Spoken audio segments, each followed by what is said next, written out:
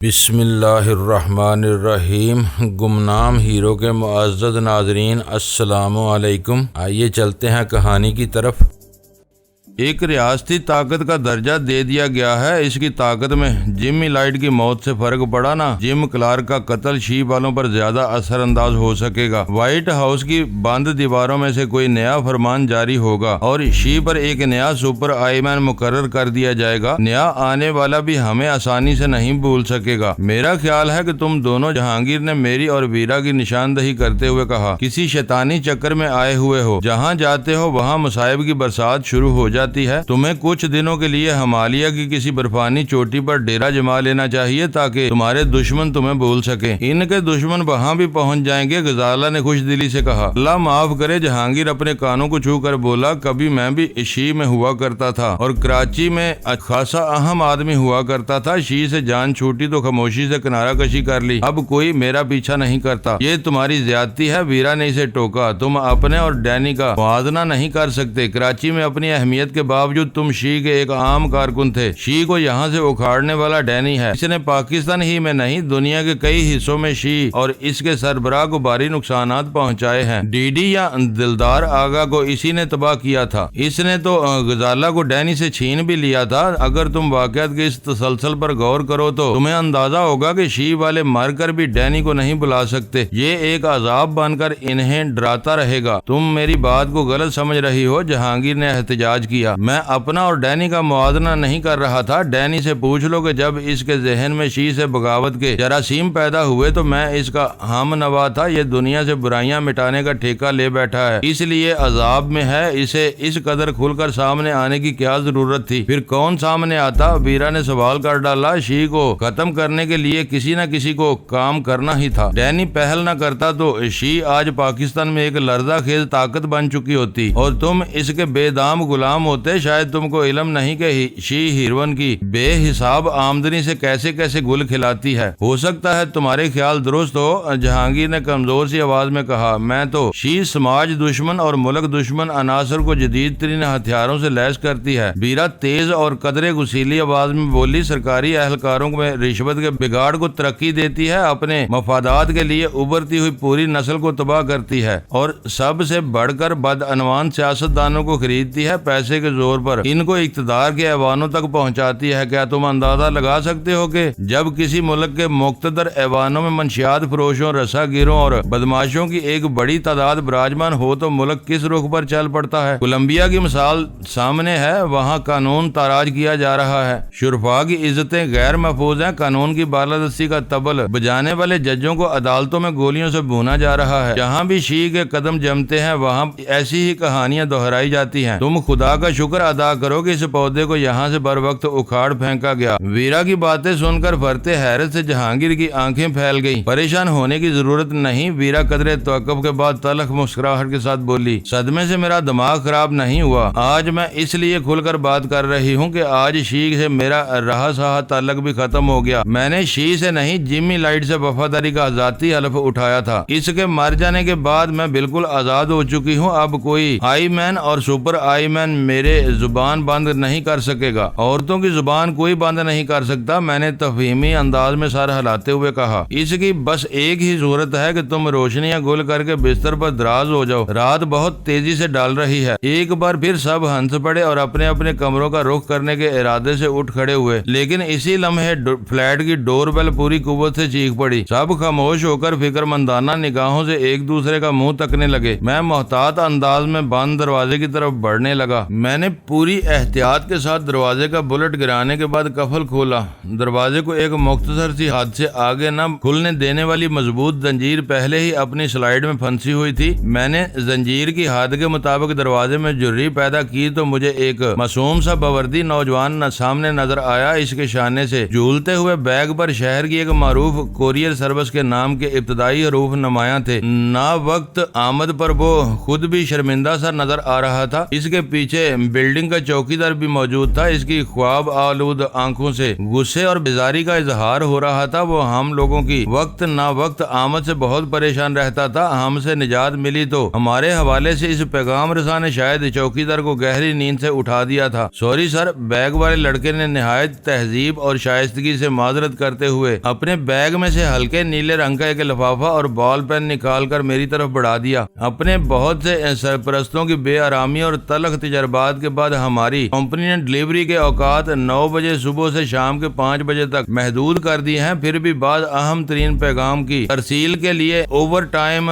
Service بھی مہیا کرنی پڑتی ہے۔ عام خطوط کے مقابلے میں اس کا معاوضہ 10 گنا سے بھی زیادہ لیا جاتا ہے، لیکن لوگ اپنی ضروریات کے لیے اس خطیر رقم کی بھی پرواہ نہیں کرتے۔ خدا کرے کہ میں آپ کے لیے کوئی اچھی خبر لے کر آیا ہوں۔ میں نے لفافے سے منسلک رسیدوں پر بیزاری سے دستخط کیے، 2 رسیدیں پھاڑ کر بال پین سمیت اسے لوٹا دیں۔ وہ ان چیزوں کو اپنے بیگ میں اڑستا ہوا سلام کر کے بعجلت زینے اترنے لگا۔ چوکیدار بڑبڑاتا ہوا اس کے پیچھے لگا ہوا تھا۔ میں ان دونوں پر مزید کوئی وقت ضائع کیے بغیر دروازہ بند کر کے اندر لوٹ آیا۔ کوریئر سروس کی چٹھی اس وقت ویرا میرے ہاتھ میں دبا ہوا لفافہ دے کر تحیر زدہ آواز میں بولی۔ اسے تکنیکی زبان میں اوڈ ٹائم سروس یا بے وقت کی خدمت کہتے ہیں، جو خطیر معاوضے پر بھی مشکل ہی سے ملتی ہے۔ مزے کی بات یہ ہے کہ یہ خط تمہارے نام آیا ہے، اجازت ہو تو کھول لوں؟ میں نے پوچھا۔ کھول لو، وہ بیزاری سے بولی۔ میری کون سے محبت نامے آتے ہیں؟ دل چھوٹا نہ کرو، سلطان شاہ نے گرہ لگائی۔ اب میں بھیج دیا کروں گا۔ لفافے پر اسی فلیٹ کے پتے کے ساتھ ویرا کا نام لکھا ہوا تھا۔ خط بھیجنے والے کا نام HD نارمن تھا۔ اس کے پتے میں کلفٹن کا لفظ سب سے نمایاں تھا۔ بظاہر وہ غیر سرکاری اور نجی خط معلوم ہوتا تھا۔ میں نے کوئی چھیڑ چھاڑ کیے بغیر وہ بند لفافہ ویرا کی طرف بڑھا دیا۔ لفافے میں سے برآمد ہونے والا کاغذ بھی لفافے کا ہم رنگ تھا۔ تحریر پر نظر پڑتے ہی ویرا کی آنکھیں حیرت سے پھیل گئیں اور چند ثانیوں کے تحیر زدہ سکوت کے بعد اس نے اس خط کے مندرجات بلند آواز میں پڑھنے شروع کر دیے۔ خط انگریزی میں لکھا گیا تھا اور اس کا مفہوم کچھ یوں تھا: ویرا ڈارلنگ، تم جانتی ہو کہ جم کلارک تمہارے خیر خواہ ہے۔ وہ تمہارے کچھ اہم معاملات نپٹانے کے لیے امریکہ سے یہاں آیا تھا۔ آج شام وہ ہوٹل میں تم سے ملا۔ تمہارا ایک بدنام مقامی دوست بھی تمہارے ساتھ تھا۔ ہوٹل میں تم تینوں کی ملاقات کے کئی گواہ مل جائیں گے۔ وہاں سے تم جم کلارک کو ایک مکان میں لے گئی۔ وہاں کیا کچھ ہوا یہ تم ہی کو معلوم ہوگا۔ مجھے فکر اس بات کی ہے کہ جم کلارک، جو ایک اہم امریکی شہری ہے، ابھی تک گھر نہیں لوٹا۔ میں فوری طور پر اس کے بارے میں جاننا چاہتا ہوں۔ مجھے اپنے ذرائع سے اطلاع ملی ہے کہ وہ مکان جہاں جم کو لے جایا گیا تھا حیرت ناک صورت کے ساتھ خالی کر دیا گیا ہے۔ کیا میں یہ سمجھ لوں کہ تم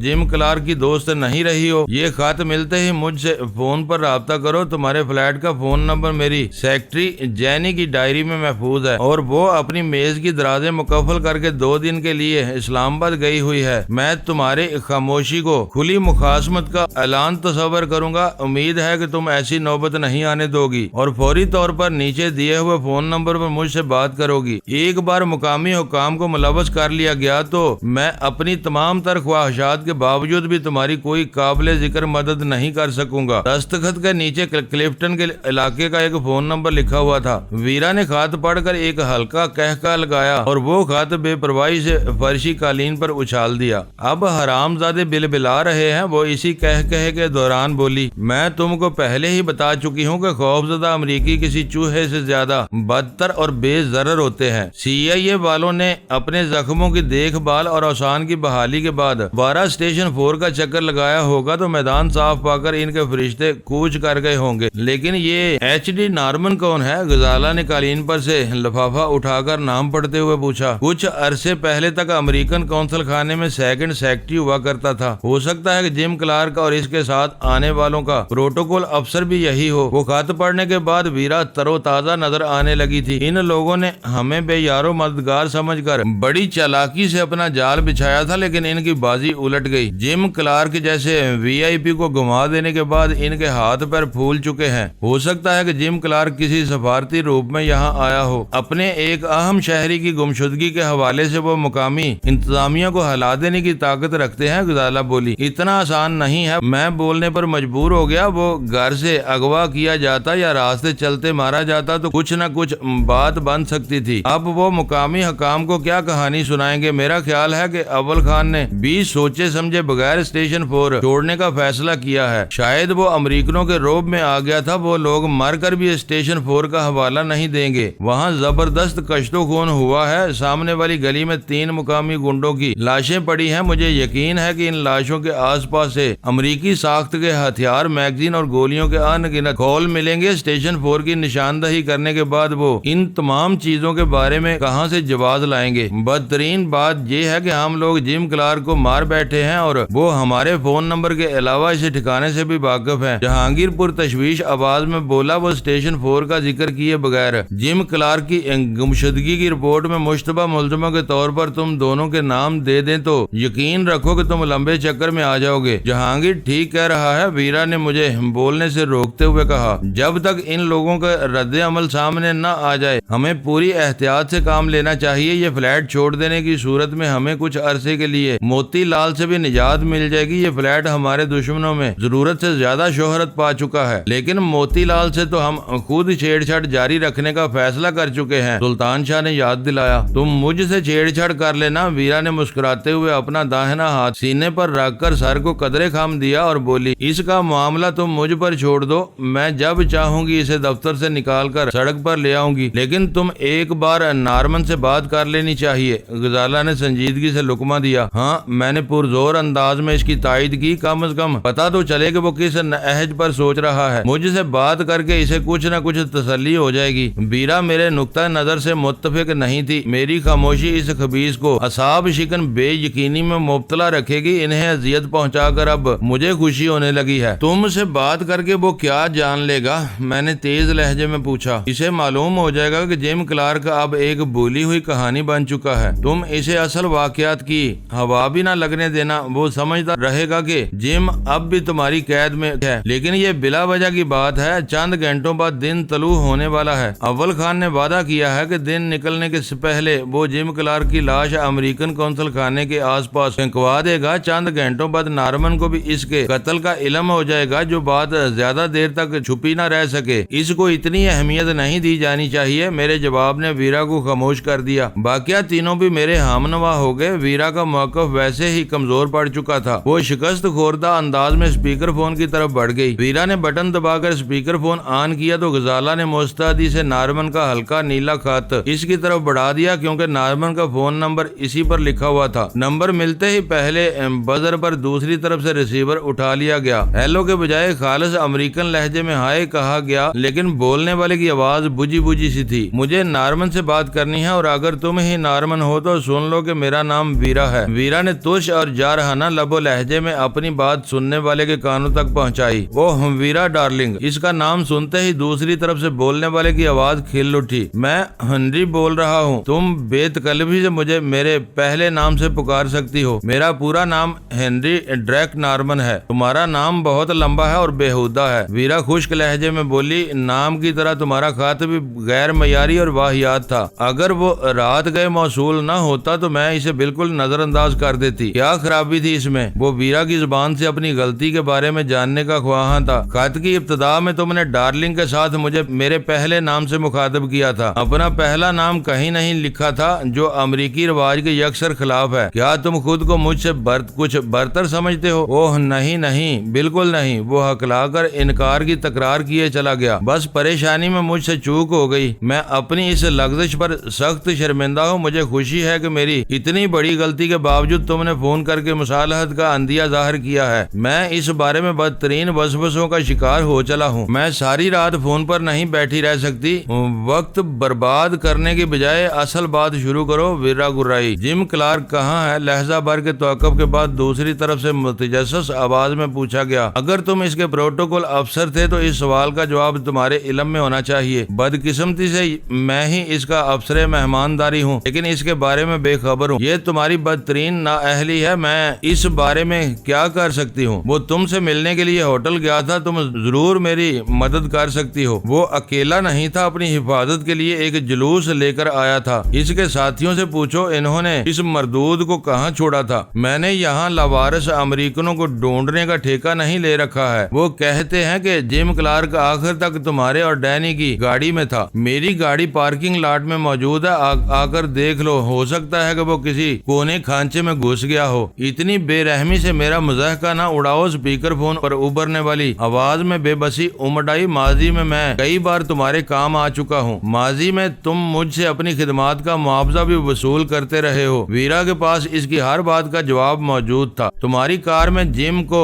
ایلس روڈ کی اسی عمارت میں لے جایا گیا تھا جو اب ویران پڑی ہوئی ہے۔ پتہ نہیں تم کس عمارت کی بات کر رہے ہو۔ تمہیں کیا معلوم ہوا کہ وہ عمارت ویران ہو چکی ہے؟ پہلے وہاں چپے چپے پر مسلح آدمی دندناتے پھر رہے تھے جو ہلکی سی سرسراہٹ پر بھی گولیاں برسا رہے تھے۔ وہاں بہت خون خرابہ ہوا تھا، لیکن اب وہاں پھاٹک پر کئی فائر کیے گئے، تب بھی اندر سے کوئی جواب نہیں آیا۔ عمارت مکمل اندھیرے میں ڈوبی ہوئی ہے اور دور سے اسیب زدہ معلوم ہو رہی ہے۔ پھر وہ عمارت اسیب زدہ ہی رہی ہوگی، ویرا نے بے چارگی سے کہا۔ ان علاقوں میں ایسے چکر چلتے رہتے ہیں، اسیبی نظروں کا شکار ہونے والے حقائق کی بجائے وہی کچھ دیکھتے رہتے ہیں۔ اسیب انہیں دکھانا چاہتے ہیں۔ یقین نہ ہو تو اس عمارت کے اندر داخل ہو کر دیکھ لو، تمہارے شبہات کی تصدیق ہو جائے گی۔ تم بلا وجہ مجھے چکر دے رہی ہو۔ وہ جلا گیا۔ یہ بہت لمبا چکر ہے۔ اس ویران مکان کے سامنے والی گلی میں سے مقامی پولیس ان تینوں مقامیوں کی لاشیں اٹھا رہی ہے جو جم کلارک کو اس عمارت سے بازیاب کرانے کی کوششوں میں مارے گئے تھے۔ 2 آدمی زخمی ہو کر لوٹے ہیں۔ انہوں نے جو کچھ بتایا اس سے ظاہر ہوتا ہے کہ یہاں تمہاری پوزیشن بہت مضبوط ہے اور تم اسی گمانڈ میں میرے سوالات کو جائز اہمیت نہیں دے رہی ہو۔ میں تمہارے احمقانہ مفروضات پر اپنی رات برباد نہیں کر سکتی۔ میں جم کلارک کی بازیابی کا قصہ پولیس کے حوالے کر دوں گا۔ اس کا لہجہ دھمکی امیز ہو گیا۔ 3 لاشوں اور ہتھیاروں کا جواز پیش کر سکو تو یہ ہمت بھی کر ڈالو۔ یہ یاد رکھنا کہ یہاں کی پولیس غیر ملکیوں سے پوچھ گچھ بہت رغبت سے کرتی ہے۔ تفتیش کے سلسلے میں مرد یا عورت کی پرواہ کیے بغیر کم و بیش ہر خوبرو ملزم کو جسمانی تشدد کا نشانہ بنایا جاتا ہے۔ تم ویسے بھی نو عمر اور خوش شکل ہو۔ تمہاری چمکدار نیلی آنکھیں اپنے حلقوں شٹ اپ۔ اس نے جھنجھلا کر ویرا کی بات کاٹ دی۔ میرے ساتھ بےہودہ مذاق کی کوشش مت کرو۔ یہاں کی پولیس مجھے انگلی بھی نہیں لگا سکتی۔ ابھی تک ہم سرکاری طور پر اس معاملے میں سرگرم نہیں ہوئے ہیں، مگر ہمارے چند آدمی موقع پر پہنچ چکے ہیں اور اپنا کام دکھا رہے ہیں۔ وہاں موجود پولیس والوں نے تمہارے آدمیوں کو اسیبی عمارت کے پھاٹک پر چاند ماری کرنے کی اجازت دے دی تھی؟ ویرا نے قدرے حیرت سے پوچھا۔ وہ غیر مسلح ہے۔ اسپیکر فون سے تکبر امیز لہجے میں آواز ابھری۔ پولیس والوں کو مخصوص راہ پر ڈالنے کے لیے وہ اپنے ذہن اور زبانیں استعمال کر رہے ہیں۔ ان کے اعماء پر پولیس والوں نے تمہاری کمین گاہ پر گولیاں چلائی تھی۔ وہ میری کمین گاہ تھی تو تم نے